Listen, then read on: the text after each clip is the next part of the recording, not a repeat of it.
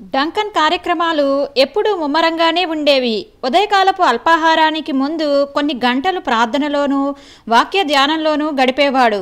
Cycle మీద కొన్ని మైళ్ళ దూరం ప్రయాణం చేస్తూ చుట్టుపక్కల గ్రామాలలో సువార్త అందించేవాడు. వారంలో 3 కూటాలు, ఆదివారం ఆరాధన సంఘంలో నడిపించేవాడు. నెలకొకసారి గైలిక్ భాషలో ఆరాధన, ఇవి కాక స్కాట్లాండ్, ఐర్లాండ్ అంతటా సభలలో వాక్యం అందించేవాడు. నిజానికి డంకన్కు ఊపిరి సలపలేనంత పని. డంకన్ సంఘంలో మిలిటరీలో పనిచేసిన ఒక వ్యక్తి ఉండేవాడు.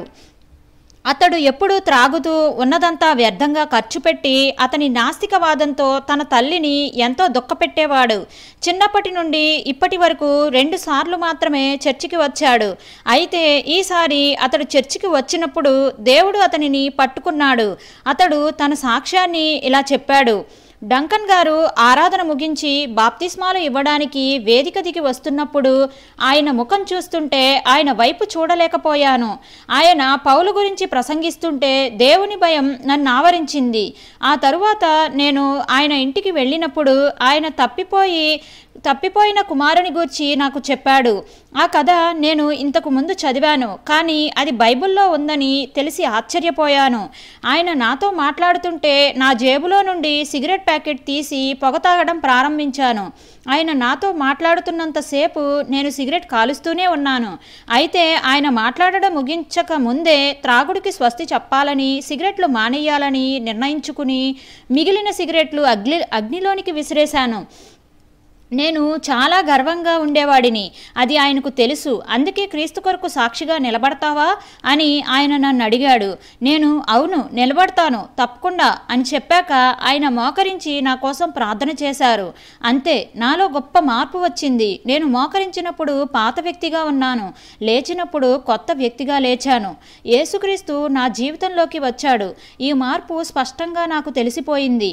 తరువాత ఒక బహిరంగ సభకు రమ్మని ఆయన నన్ను అడిగినప్పుడు నేను హడలిపోయాను.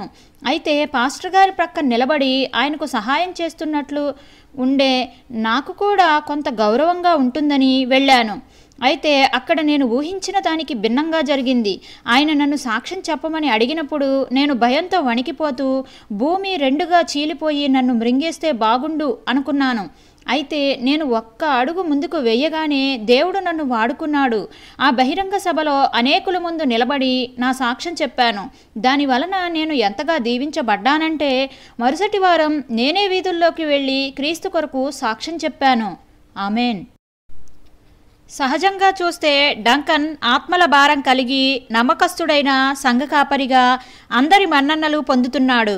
అయితే డంకన్కు ఆత్మ జీవితంలో ఏదో వెలితి కనిపించేది. దేవుడు అతనిని వాడుకుంటున్నప్పటికీ ఏదో పోగొట్టుకున్నట్టుగా అతనికి అనిపించేది. దేవుని సహవాసంలో ఉండే మాధుర్యాన్ని ఒకప్పుడు అనుభవించినట్టుగా ఇప్పుడు అనుభవించలేకపోతున్నాను. శిలువ దర్శనం అతనిలో క్రమంగా మసగబారుతున్నది. అతని హృదయంలో పాత స్వభావం తిరిగి తలెత్తుతున్నది. ఇది వరకు అతనిలో ఉన్న దేవదూత వంటి పరిశుద్ధత ఇప్పుడు సన్నగిల్లింది. గర్వం అతని హృదయంలో మరలా తలెత్తింది. ఒకే సంవత్సరంలో 5 మహాసభల్లో వాక్యం చెప్పే అవకాశం వచ్చినందుకు, దేవుడు అతనిని ఉజ్జీవంలో వాడుకున్నందుకు అతనిలో అతిశయం కనిపించింది. అయితే ఇప్పుడు అపజయం, అర్థం కాని ఆవేదన అతని ముఖంలోకి తేరి చూస్తున్నాయి. తన ఆత్మ జీవితంలో ఉన్న ఈ పరిస్థితిని డంకన్ గ్రహించాడు. పాత అనుభవాలనే తెగిపోతున్న దారాలను పట్టుకుని వేలాడుతున్నట్టు గుర్తించాడు. గత కాలంలో వచ్చిన కీర్తి ప్రతిష్టలనే కట్టడాన్ని జాగ్రత్తగా కాపాడుకోవడానికి వ్యర్థ ప్రయత్నం చేస్తున్నట్లు గ్రహించాడు. ఒక పక్క పాస్టర్గా ఎన్నో అవకాశాలు, ఎన్నో సంఘాల నుండి ఆహ్వానాలు వస్తున్నాయి. సుఖవంతమైన జీవితం గడపడానికి, భార్యాపిల్లలతో కలిసి ఏ విధమైన ఒడిదుడుకులు లేకుండా హాయిగా బ్రతకడానికి అవకాశాలు పుష్కలంగా ఉన్నాయి. అయితే డంకన్ వీటి వైపు చూడలేదు. కానీ తన ఆత్మీయ పరిస్థితిని గూర్చి యథార్థ హృదయంతో దేవుని నడిపింపు కోసం మొరపెట్టాడు. రాత్రిళ్ళు పిల్లలందరూ నిద్రపోయాక ఒంటరిగా తన గదిలో దేవుని నడిపింపు కోసం మొరపెట్టేవాడు. దేవుడు తనను సువార్తికునిగా పనిచేయమంటే తను పాస్టర్గా స్థిరపడడం దేవుని చిత్తం కాదని తెలుసుకున్నాడు. అయితే దేవుని చిత్త ప్రకారం సువార్తికునిగా వెళ్ళాలంటే కొన్ని మార్పులు జరగాలి. ఇదివరకు తను ఒంటరివాడు, ఇప్పుడు భార్యా పిల్లలు ఉన్నారు. తను తీసుకునే నిర్ణయాల మీద తన కుటుంబం భవిష్యత్తు ఆధారపడి ఉంది. ఈ విషయాలన్నీ దేవుని సన్నిధిలో పెట్టాడు. ఒకరోజు ఉదయం మామూలుగా వాక్యధ్యానం చేస్తుంటే అకస్మాత్తుగా అతని ఆత్మీయ జీవితం మీద దేవుని వెలుగు ప్రకాశించినట్లయింది. గత కొన్ని సంవత్సరాలుగా ఆత్మలో వెనుకకు జారిన స్థితి, ఆత్మీయ మరుగుజ్జుతనం, ఆత్మలో గొడ్డుతనం, ఎండిన జీవితం కొట్టొచ్చినట్టు కనిపించాయి. సువార్తికుడిగా అతడు పనిచేసిన దినాలకు, పాస్టర్గా ఇప్పుడు పనిచేస్తున్న దినాలకు గల తేడాను ప్రభువు స్పష్టంగా చూపించాడు. దేవుని కొరకు తను ఎంతో ముమ్మరంగా పనిచేస్తున్నాడు. అయితే ఆయనతో ఉండే ఆ సన్నిహిత సంబంధం, మాధుర్యం ఏవి? ఆయన కోసం పనిచేస్తున్నాడు కానీ ఆయనతో కలిసి పనిచేయడం లేదు. గత దినాలలో చేసిన సేవకు, ప్రస్తుతం చేస్తున్న సేవకు గల తేడాని ప్రభువు స్పష్టంగా చూపించారు. ఆ సమయంలో డంకన్ కెస్విక్ మహాసభలలో ప్రసంగించడానికి ఎడిన్బర్గ్ వెళ్ళాడు. ఆయనతో పాటు టామ్ ఫిచ్ అనే మరో దైవజనుడు కూడా ఆ మహాసభలలో వాక్యం అందించడానికి వచ్చాడు. ఒకరోజు టామ్ ఫిచ్ గారు వాక్యం అందిస్తూ తన స్వంత అనుభవాలను అక్కడున్న వారందరితో పంచుకున్నాడు.